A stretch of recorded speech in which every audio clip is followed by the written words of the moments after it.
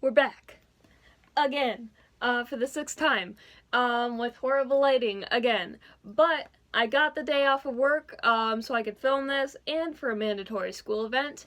And also, I was featured in this month's Champions issue. Yay. So I should say it's not a huge deal. Like, I didn't work on the issue or anything. I wasn't really featured, but I did appear on the lettering page, and I'm really happy because this is actually my second time appearing on the lettering page. The first time was in the old series, so now I kind of have my imprint on both series. So that's pretty swell, and yeah. For this Champions update, we're going to be following the format that I've been following this whole time, and just doing like the plot and then my opinions on it. Now, the plot part might be a little shorter and less detailed than my opinions because I have some stuff to say. So this is the second Champions issue that's a tie-in to War of the Realms, a current event going on in Marvel Comics, and quite a bit of the plot is kind of focused around like the politics and that event and stuff. And I said in the last Champions update, I have no idea what's going on with any of that, so yeah. So we see the champions, and they're just like last issue, they're kind of fighting monsters, and we have a new champion out of the blue. Hello? So it appears that Hummingbird, the new hero, can kind of read minds, or she's like telepathic or something. I don't really fully get it. We get a tense moment between Kamala and kind of the leader of these monsters. And she's just kind of like, hey, we don't want to hurt innocent people, but we kind of gotta fight you because it's a bad thing that you're here.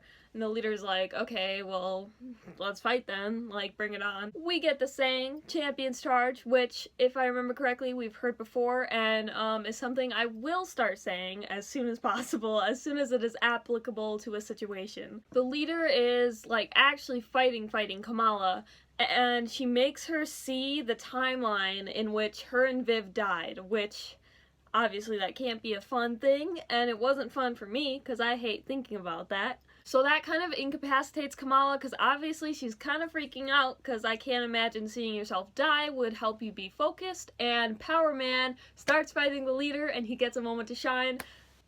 Yes, I love that. For a moment, it kind of appears that the leader has knocked Power Man down and that he's not doing so great.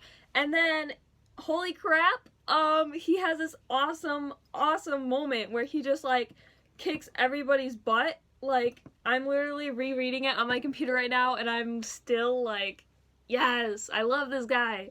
He essentially becomes, like, really big and powerful, and, like, you can see in the, like, art, like,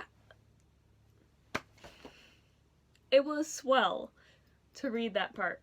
Like, if I had to rate this on, like, the level of, like, previous Champions fights in terms of how excited I get and how much I'm rooting for the person that's fighting, this would be, like, on the top. Like, I don't know much about this character.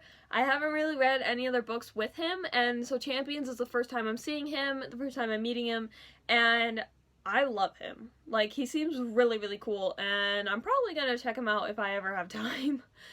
Like, I'm talking, this is like a 10-page spread of him just kicking butt, and I love it.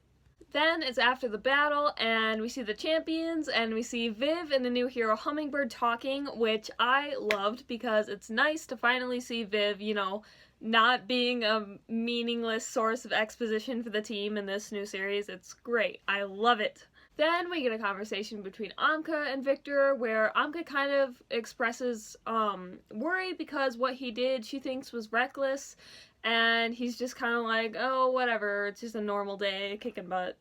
And she's like, you could have died, buddy. Maybe don't do that next time. The third and final conversation we get is between Dust and Miss Marvel.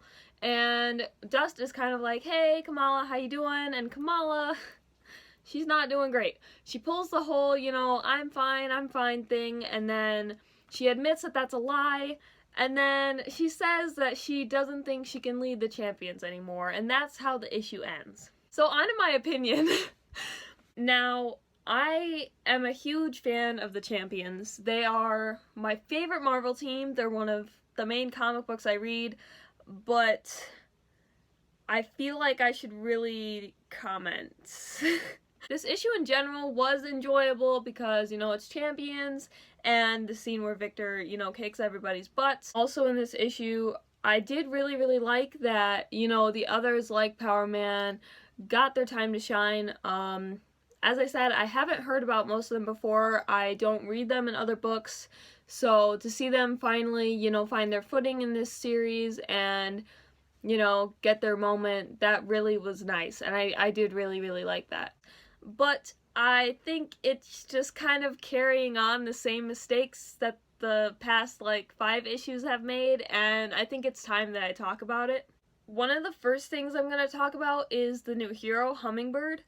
Obviously this is our first time seeing her, and we just got introduced, and she seems pretty cool, but like another hero, when you have so many characters in your comic book that the only time certain characters get to shine is when like 2 or 3 of those characters are missing, that's kind of a problem. I can understand wanting to have a good team and have a bunch of characters that people love in one spot and to introduce new characters, but you kind of have to put quality over quantity, and it just feels like they're kind of leaning more towards quantity and having as many teen heroes as possible over developing those teen characters and giving them the time to shine. I mean, I don't think any character has had character development in these 6 issues at all. Like I said, this issue was like the second time that Viv has existed outside of being a source of exposition. This is like one of the first times Pinpoint kind of got a moment to shine. This is one of the first times Power Man got a moment to shine.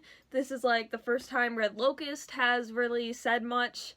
There's just, I could go on and on about how many problems are created by having so many characters in this series. I also want to talk about the whole Kamala not wanting to lead the Champions thing. You know, that is not inherently bad. I can definitely understand and sympathize with Kamala's decision, but again, it highlights the main problems of this series, and one of those problems is that it's a little too dark.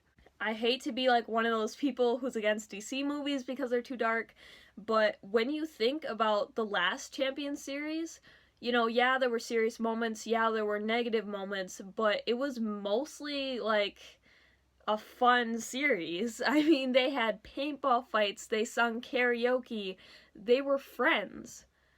And, you know, yeah, you can have more dark moments and you can be more serious in Champions 2019, but it shouldn't be as like light and day as it is, I feel like.